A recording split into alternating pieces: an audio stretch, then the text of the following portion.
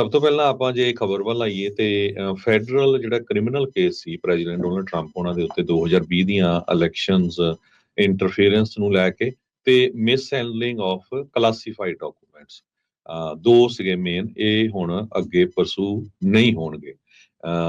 1 ਜੁਲਾਈ 15 ਨੂੰ US district ਜੱਜ ਆਈਲਿਨ Canon ਜੋ ਫਲੋਰੀਡਾ ਦੇ ਵਿੱਚ ਆ, ਉਹਨਾਂ ਨੇ ਜੋ miss handling of classified document ਵਾਲਾ ਕੇਸ ਸੀ ਜੋ ਸਮਿਥ ਨੇ ਫਾਈਲ ਕੀਤਾ ਸੀਗਾ, ਜੈਕ ਸਮਿਥ ਨੇ, ਉਸ ਨੂੰ ਡਿਸਮਿਸ ਕਰ ਦਿੱਤਾ ਸੀਗਾ ਕਨਸਟੀਟਿਊਸ਼ਨਲ ਗਰਾਊਂਡ ਦੇ ਉੱਤੇ। ਜੀ ਇਸ ਤੋਂ ਬਾਅਦ ਹੁਣ ਜਿਹੜਾ ਇੰਟਰਫੀਅਰੈਂਸ ਇਨ 2020 ਇਲੈਕਸ਼ਨ ਵਾਲਾ ਕੇਸ ਆ, ਉਹ ਵੀ ਜਿਹੜਾ ਉਹਨਾਂ ਨੇ ਇਹ ਕਿਹਾ ਵੀ ਅਸੀਂ ਇਸ ਨੂੰ ਵਿਡਰਾਅ ਕਰਨ ਜਾ ਰਹੇ ਆ। ਫੈਡਰਲ ਜੱਜ ਤਾਨੀਆ ਚੁਟਕਨ ਜਿਹੜਾ ਉਹਨਾਂ ਦੇ ਕੋਲ ਇਹ ਟਰਾਇਲ ਸੀਗਾ ਵਾਸ਼ਿੰਗਟਨ ਡੀਸੀ ਦੇ ਵਿੱਚ ਮਾਰਚ ਦੇ ਵਿੱਚ ਇਹ ਸ਼ੁਰੂ ਹੋਇਆ ਸੀਗਾ।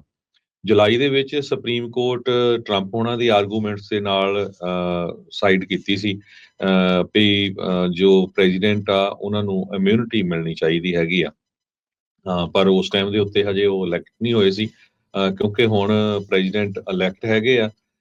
ਸੋ ਜਿਹੜੇ ਚਾਰਜਸ ਆ ਇਹ ਡ੍ਰੌਪ ਕੀਤੇ ਗਏ ਹੈਗੇ। ਫੈਡਰਲ ਪ੍ਰੋਸੀਕਿਊਟਰ ਨਿਯਮਾ ਰਹਿਮੀ ਉਹਨਾਂ ਨੇ ਬੀਬੀਸੀ ਨੂੰ ਦੱਸਿਆ ਵੀ ਇਹ ਇੱਕ ਵੈਲ ਐਸਟੈਬਲਿਸ਼ਡ ਫੈਕਟ ਹੈਗਾ ਆ ਵੀ ਸਿਟਿੰਗ ਪ੍ਰੈਜ਼ੀਡੈਂਟ ਪ੍ਰੋਸੀਕਿਊਟ ਨਹੀਂ ਕੀਤਾ ਜਾ ਸਕਦਾ। ਜੀ ਇਸ ਕਰਕੇ ਜਿਹੜੀ ਡਿਪਾਰਟਮੈਂਟ ਨੇ ਡਿਟਰਮਨ ਕੀਤਾ ਹੈ ਵੀ department office of the legal counsel ਵੀ ਅਸੀਂ ਜਿਹੜਾ ਇਹ ਕੇਸ ਆ ਇਸ ਨੂੰ ਵਿਡਰਾਅ ਕਰਨ ਜਾ ਰਹੇ ਆ। ਹਾਲਾਂਕਿ ਜਿਹੜੇ ਉਹਨਾਂ ਦੇ ਹੋਰ ਦੋ ਸਾਥੀ ਆ ਉਹਨਾਂ ਦੇ ਉੱਤੇ ਜਿਹੜਾ ਕੇਸ ਆ ਉਹ ਚੱਲਦਾ ਰਹੂਗਾ।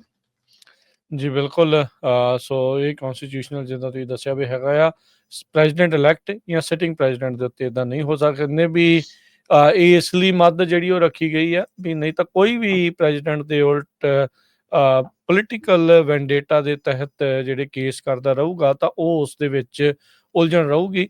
ਨਾਲੇ ਰੀਸੈਂਟਲੀ ਆਪਾਂ ਇਹ ਵੀ ਦੇਖਿਆ ਵੀ ਜਿਹੜੇ ਸੁਪਰੀਮ ਕੋਰਟ ਸੀ ਉਹਨਾਂ ਨੇ ਵੀ ਪ੍ਰੈਜ਼ੀਡੈਂਟ ਟਰੰਪ ਹੋਣਾ ਨੂੰ ਅਫੀਸ਼ੀਅਲ ਕਾਰਜ ਕਰਦੇ ਹੋਏ, ਜਿਹੜਾ ਵੀ ਕੋਈ ਅਫੀਸ਼ੀਅਲ ਕਾਰਜ ਕਰਦੇ ਆ ਤਾਂ ਉਸ ਦਰਮਿਆਨ ਉਹਨਾਂ ਨੂੰ ਇਮਿਊਨਿਟੀ ਜਿਹੜੀ ਉਹ ਦੇ ਦਿੱਤੀ ਸੀਗੀ। ਸੋ ਇਹ ਹੁਣ ਦੇਖਣਾ 2020 ਦਾ ਇਹ ਮਸਲਾ ਸੀਗਾ। ਉਸ ਤੋਂ ਬਾਅਦ ਇਵੈਂਚੁਅਲੀ ਜੈਕ ਸਮਿਥ ਹੋਣਾ ਨੂੰ ਇਹ ਆਪਣੀ ਜਿਹੜੀ ਇਹ ਕਲਾਸੀਫਾਈਡ ਡਾਕੂਮੈਂਟਸ ਤੇ ਅਬਸਟਰਕਸ਼ਨ ਵਾਲੇ ਮਾਮਲੇ ਦੇ ਵਿੱਚ ਕਾਫੀ ਲੰਮਾ ਸਮਾਂ ਜਿਹੜਾ ਉਹ ਲੱਗਾ ਹੈਗਾ ਆ। ਜਿਹੜੇ ਰਿਪਬਲਿਕਨਸ ਆ ਉਹ ਜੈਕ ਸਮਿਥ ਹੋਣਾ ਨੂੰ ਲੈ ਕੇ ਉਹਨਾਂ ਦੀ ਜਿਸ ਤਰੀਕੇ ਦੇ ਨਾਲ ਉਹਨਾਂ ਨੂੰ ਲਾਇਆ ਗਿਆ ਆ ਉਸ ਦੇ ਉੱਤੇ ਵੀ ਜਿਹੜੇ ਉਹ ਸਵਾਲ ਚੱਕਦੇ ਰਹੇ ਆ। ਕੱਲ ਉਹਨਾਂ ਨੇ 6 ਪੇਜਾਂ ਦੀ ਸਬਮਿਸ਼ਨ ਜਿਹੜੀ ਉਹ ਕੀਤੀ ਸੀਗੀ ਤੇ ਉਸ ਤੋਂ ਬਾਅਦ ਦੇ ਵਿੱਚ ਸਾਰਾ ਕੁਝ ਕੀਤਾ ਗਿਆ। ਸੋ 2 ਫੈਡਰਲ ਕੇਸ ਸੀਗੇ ਟਰੰਪ ਹੋਣਾ ਦੇ ਉੱਤੇ, ਜਿਹੜੇ ਇੰਟਰਫੀਅਰੈਂਸ ਇਨ 2020 ਇਲੈਕਸ਼ਨ ਤੇ ਟੌਪ ਸੀਕ੍ਰੇਟ ਡਾਕੂਮੈਂਟ ਦਾ ਜਿਹੜਾ ਕੇਸ ਆ ਉਹਨਾਂ ਮਾਮਲਿਆਂ ਦੇ ਵਿੱਚ ਹੁਣ ਜਿਹੜੇ ਟਰੰਪ ਹੋਣੀ ਆ ਉਹ ਇੱਕ ਹਿਸਾਬ ਦੇ ਨਾਲ ਬਰੀ ਹੋਣਗੇ। ਉਹ ਫਰਕ ਜਿਹੜੇ ਇਸ ਦੇ ਵਿੱਚੋਂ ਹੋ ਜਾਣਗੇ। ਸੋ ਇਹ ਚੀਜ਼ ਜਿਹੜੀ ਹੁਣ ਕਨਫਰਮ ਪਹਿਲਾਂ ਵੀ ਸੀਗੀ ਤੇ ਉਹ ਹੁਣ ਹੋ ਜਾਣ ਰਹੀ ਆ।